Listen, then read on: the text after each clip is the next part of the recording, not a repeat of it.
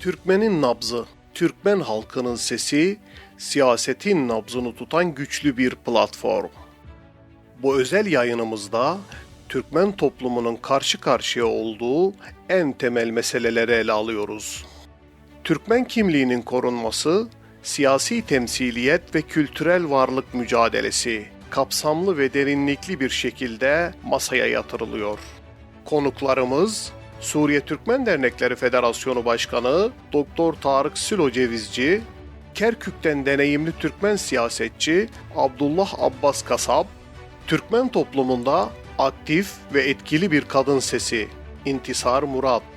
Programda bölgedeki Türkmen varlığına yönelik tehditler, siyasi ve toplumsal hak arayışları, geleceğe dair ortak vizyonlar konuşulacak.